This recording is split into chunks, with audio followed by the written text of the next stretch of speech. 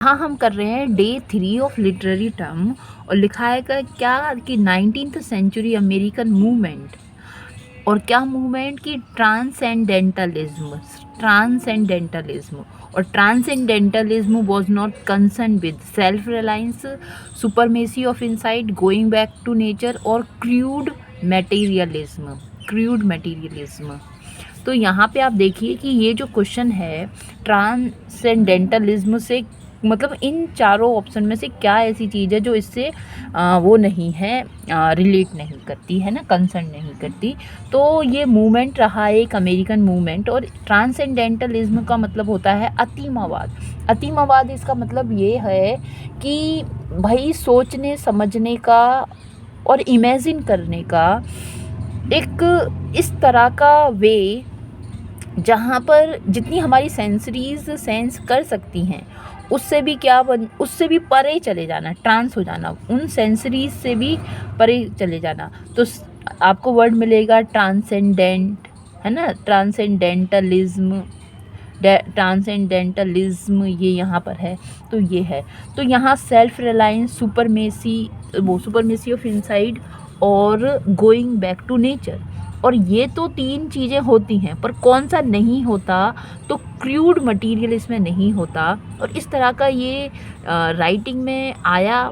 R.W. Emerson जो हैं वो लिखते थे, हेनरी डेविड थोरियो उनका भी नाम आता है इसके लिए। और 1836 के अराउंड इस तरह की राइटिंग अमेरिकन मूवमेंट के दौरान देखने को मिलती हैं। और देखिए बड़ा अच्छा डिस्क्रिप्शन इसका लिखा है क्या कि transcendentalism is very formal word that describe a very simple idea, people man women equally have the knowledge about themselves.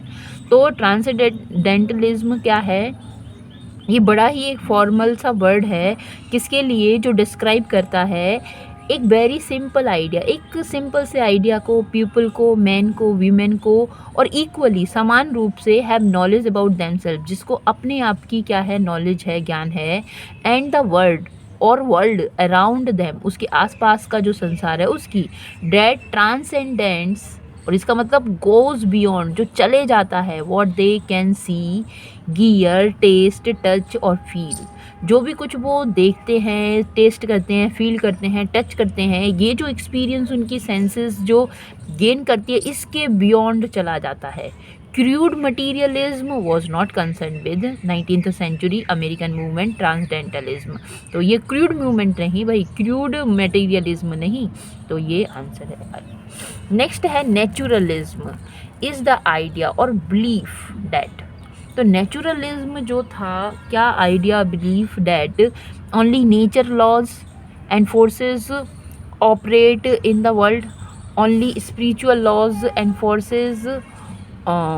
forces operate in the world, only supernatural laws and forces operate in the world, और neither नहीं। तो naturalism में ये नहीं है कि कोई भी ओनली सुपरनेचुरल भूत प्रेत नहीं, ये नहीं कि नीदर नेचुरल नॉर स्पिरिचुअल नहीं, ये भी नहीं, ओनली लॉ स्पिरिचुअल नहीं, ओनली नेचुरल, प्राकृतिक जो नियम है वो, फोर्सेस और ऑपरेट इन द वर्ल्ड। तो ये जो नेचुरलिज्म है उसका ऐसा कहना है, मानना है। तो क्या लिखा है कि naturalism presumes that nature is in principle, तो नेचर मुख्य है, प्रिंसिपल है, कंप्लीटली नोएबल, जानने योग्य है, there is in nature a regularity, unity, wholeness and implies objective law. और तो क्या है, नेचुरल जो नेचर है उसमें रेगुलरिटी है ना, यूनिटी है, एकता, संपूर्णता है, और इम्प्लाइज ऑब्जेक्टिव लॉ। और ये क्या करता है, इम्प्लाइज करता है, लागू करता है क्या, सब्जेक्टिव नहीं, अपना नहीं, मतलब अपने लिए नहीं, सब्जेक्टिव तो अपने लिए, जो अपने में है, अपने विचार को, अपनी सोच को जो थोपे नहीं, objective law without which the pursuit of scientific knowledge could be absurd. तो एब्सर्ड हो सकती है बेतुकी, किससे, साइंटिफिक नॉलेज से। So naturalism is the idea और believe that only nature laws and forces operate in the world. है हमारा question, how many lines does ballad metrical traditionally consist. तो चार लाइन का एक स्टेंजा होता है बल्लड में। तो देखो किस तरह से लिखा है, there are 4 lines in traditionally ballad और tetra and trimeter are used. एक में टेट्रा 4 लाइन 4 सिलेबल और दूसरे में 3 सिलेबल, इस तरह से ये यूज़ किया जाता है। हेमार्सिया क्या होता है, द मीनिंग ऑफ हेमार्सिया, तो हेमार्सिया का मतलब होता है फैटल फ्लो। तो हेमार्सिया एरर और मिस्टेकन इन जजमेंट होता है। हेमार्सिया ये ड्रामा का लिटरेरी टर्म है। जब ड्रामा आप प्लेलिस्ट देखोगे मेरी, तो वहाँ पर आपको सेकंड लेक्चर है शायद, वहाँ पे ड्रामा के बारे में मैंने बताया है। और इन सारे लिटरेरी टर्म्स जो ड्रामा के लिए यूज़ किए जाते हैं एक्सप्लेन किए हैं, आप चाहें तो देख सकते हैं। क्या हेमार्सिया एरर और मिस्टेक इन जजमेंट और फैटल फ्लॉ, है ना। भाग्य का कैसा होना, फैटल घातक हो जाना। एरर की जजमेंट नहीं कर पाए, उसमें मिस्टेक कर ली तो फिर भाग्य पलट गया। The term was introduced by Aristotle in his book Poetics. क्या a form of verse adopted for singing or recitation which presents a dramatic or exciting episode in simple narrative form is called। तो एक form है verse की जो adopt करती है for singing, singing lyric में होती है, ओके यहाँ तो लिरिक है नहीं ऑप्शन में, और रिसाइटेशन, ठीक है, विच प्रेजेंट अ ड्रामेटिक और एक्साइटिंग एपिसोड। अच्छा हाँ, जिसमें एपिसोड हैं, तो देखो एपिसोड किसमें ओड में आते हैं, in which narrative forms is called. अच्छा तो ये है B ballad. A verse adopted for singing, हाँ बल्लड को गाया जाता है, रिसाइट किया जाता है, विच रिप्रेजेंट अ ड्रामेटिक और एक्साइटिंग एपिसोड। हाँ जब बल्लड की शुरुआत होती है तो भाई बल्लड की शुरुआत अचानक ही हो जाती है ना। जैसे कि बल्लड, आपको मैं हिंदी में एग्जांपल दूं तो जैसे खूब लड़ी मर्दानी, तो फिर अचानक से ही शुरुआत हो जाती कि बुंदे लोहर बोलो के मुख, तो है ना, उसी तरह से बल्लड होता है, अचानक से इसकी शुरुआत हो जाती है। और ये ड्रामेटिक एक्साइटिंग एपिसोड होता है ये, और सिंपल नरेटिव फॉर्म होता है, ये बल्लड कहलाती है। तो ballad is a song transmitted orally which tells a story, it is a form of verse adopted for singing. अच्छा जो वर्ड्स हैं जो गाई जाती हैं और रिसाइट की जाती हैं, रिसाइट मतलब भी गाना होता है, विच रिप्रेजेंट अ ड्रामेटिक और exciting episode in simple narrative form. Ballad are thus the narrative species of folk song. तो फोक सॉन्ग का नरेटिव है ये। तो ये हम एक और बुक से क्वेश्चन है वहाँ देखेंगे। देखिए ये है प्रकाश पब्लिकेशन की बुक, और यहाँ से भी बड़े अच्छे दिए हुए हैं क्वेश्चन, जानने चाहिए। The selection of arrangement of words in speech और राइटिंग। तो सिलेक्शन ऑफ अरेंजमेंट जो वर्ड्स है बोलने में या लिखने में, उसको क्या कहते हैं, तो उसको हम लैंग्वेज कहते हैं, पैशन, फिक्शन, डिक्शन। तो लैंग्वेज तो वर्ड्स हैं, पर वो अरेंजमेंट हम जो है एक स्पेशल अरेंजमेंट वो डिक्शन में होता है। देखो दो हैं, स्पीच और डिक्शन।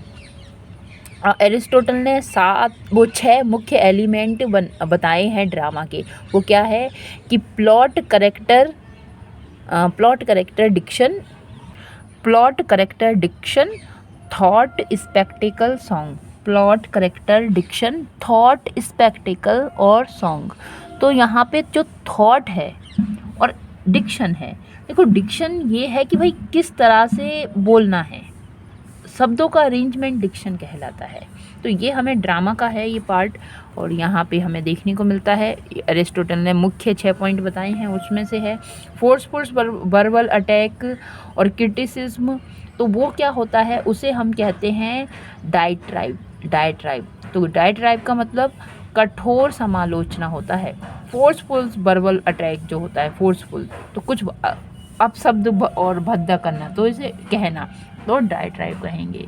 क्रिटिक तो वो कहने वाला हो जाएगा। ह्यूमिलिएशन तो ह्यूमिलिएट कर दिया। और कैथारसिस तो क्या होता है, प्यूरिफिकेशन, परगर्सन ऑफ इमोशंस। कैथारसिस होता है, ये भी ड्रामा का है, जैसे एमार्सिया है, कैथारसिस है, एनेग्नोसिस है, ठीक है। 2 रिटन और spoken vowels pronounced in 1 syllable. तो 2 हैं पर एक ही सिलेबल में है, तो उन्हें दिप्थोंग कहेंगे। उन्हें क्या कहेंगे, दिप्थोंग। लॉन्ग थोंग तो लंबे बोले जाते हैं, पर इसमें 2 आ रहे हैं तो दिप्थोंग। कोलोकुअलिज्म तो बोलचाल की भाषा होती है, शैली होती है, और नन ऑफ दीज इसका आंसर नहीं है।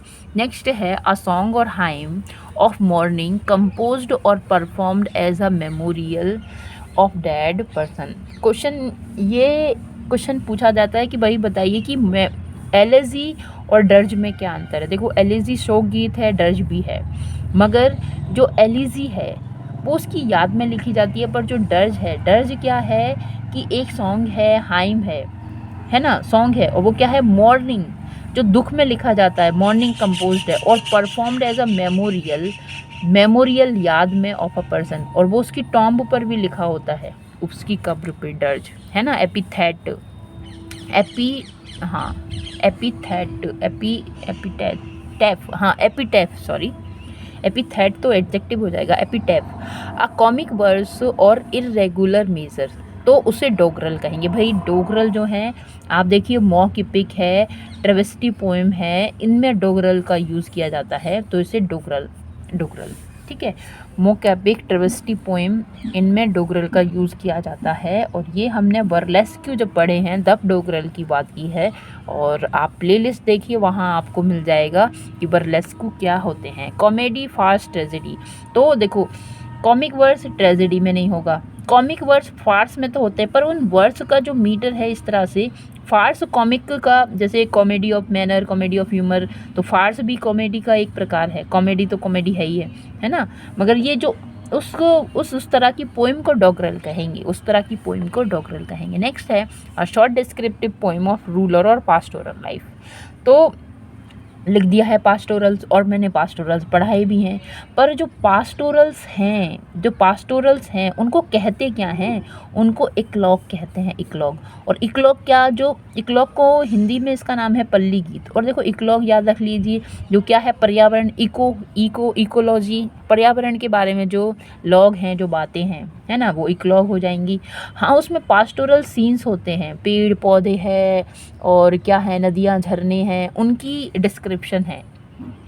पास्टोरल्स तो हैं, पर इक्लॉग करके जो वर्क है वो हमें देखने को मिलता है ना, और तो वो इक्लॉग हैं। तो कॉमिक रिलीफ उनमें मिलता है, इक्लॉग में अच्छा लगता है, इंटरल्यूड नहीं है ना, तो वो इनका आंसर है इक्लॉग। नेक्स्ट है omission of a sound between two words, usually a vowel and the end of one word और the beginning of the text is known as. तो ओमिशन ऑफ साउंड की, किसी साउंड का omit हो जाना, हट जाना, और कहाँ से, बिटवीन टू वर्ड्स, दो शब्दों के बीच में से, यूजुअली अक्सर कहाँ से, a vowel and the end of one word और the beginning of the next. अच्छा, एंड में और बिगिनिंग में, किसी दो शब्द हैं, एक की स्टार्टिंग में, दूसरे का, यहाँ देखिए लिखा है आई और एम, पर आई एम को हमने कैसे लिख दिया कि इस स्टार्टिंग में हमने यहाँ पे इस सेकंड से एम ए हटा दिया और आई एम लिख दिया, लेटस, और ये इवन, तो ये हमने हटा दिया। तो इस तरह के जो वर्ड्स हैं शॉर्ट फॉर्म में, ये जो हम एब्रीविएशन फॉर्म में एब्रीविएशन नहीं, शॉर्ट में लिख रहे हैं, उन्हें हम क्या कहते हैं, एलीजन कहेंगे, एलीजन। तो यहाँ क्या होता है, अक्षर लोप, इसको हम क्या कर लेते हैं, कुछ अक्षरों को लोप कर देते हैं, हटा देते हैं। ओमिशन और suppression of parts of words और सेंटेंस, तो फिर उसे हम क्या कहते हैं, तो उसे हम कहते हैं इलिप्सिस, इसे न्यून्य पद भी कहते हैं। नेक्स्ट है a correction bye amending a correction resulting from critic editing, तो फिर वो क्या होगा, फिर वो होगा एमेंडेशन। देखो अमेंडमेंट होता है एक सुधार, तो यहाँ पे करेक्शन करना है तो एमेंडेशन हो गया, है ना। इम्प्रूवमेंट नहीं होगा, हाँ इम्प्रूव का भी है, पर वो आदत वगैरह में इम्प्रूव करना, इम्प्रूव है। और रिकमेंड नहीं, एडिटिंग नहीं, एडिटिंग करके ही हम उसे सुधार कर रहे हैं, है ना, मगर उसको एमेंडेशन कहेंगे, बी है हमारा करेक्ट आंसर। नेक्स्ट है understanding and entering into another's feeling, तो उसको क्या कहेंगे, समझना। तो एम्पैथी या फिर सिंपैथी या फिर होम्योपैथी या फिर कैथारसिस, तो कैथारसिस नहीं होगा क्योंकि वो तो दुख, अपने आंसुओं को बहाना है, अपना शुद्धिकरण करना अपने इमोशंस का।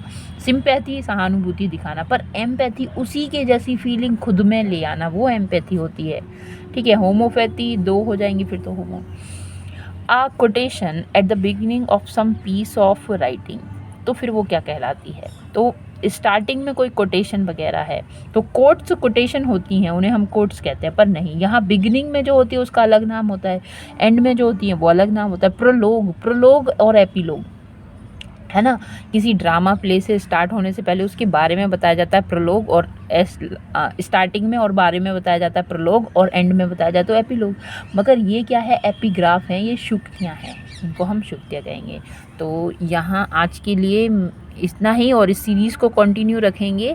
होप करती हूँ कि आपको अच्छा लग रहा होगा और समझ में भी आ रहा होगा। Thank you.